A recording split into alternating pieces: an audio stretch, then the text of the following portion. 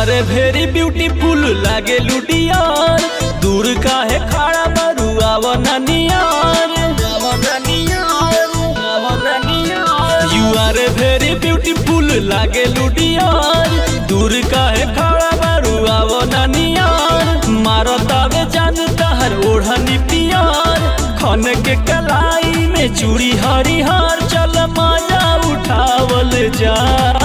तू तो लागतारू आइटम बम, सुनाए सनम चल न हनीमून मनावल जाओ। तू तो लागतारू आइटम बम, सुनाए सनम चल न हनीमून मनावल जाओ।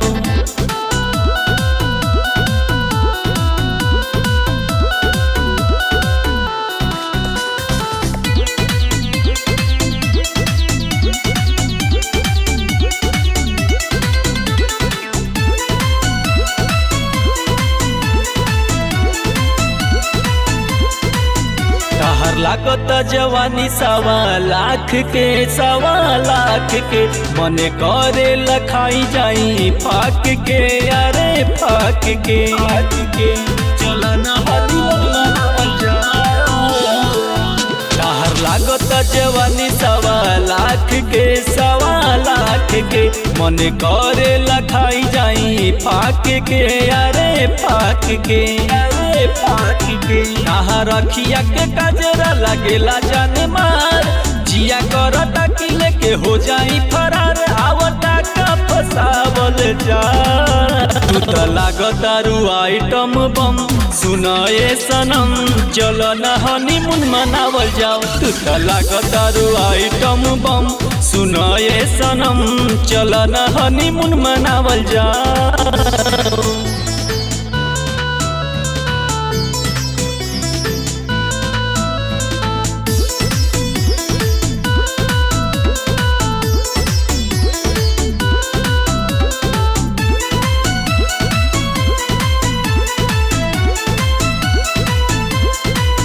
हीरा मोती खानी रूप चमके हो, चमचम चमके हो, तोहर कोमल बदन गम गम गम के हो, अरे गम के हो चला न हनीमून मनावल जाओ।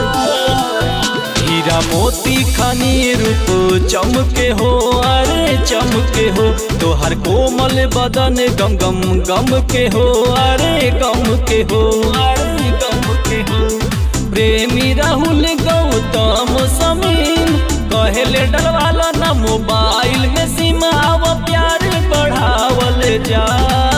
तू तो लागतारू आइटम बम, सुनाए सनम चल न हनीमून मनावल जाओ। तू तो लागतारू आइटम बम, सुनाए सनम चल न हनीमून मनावल जाओ।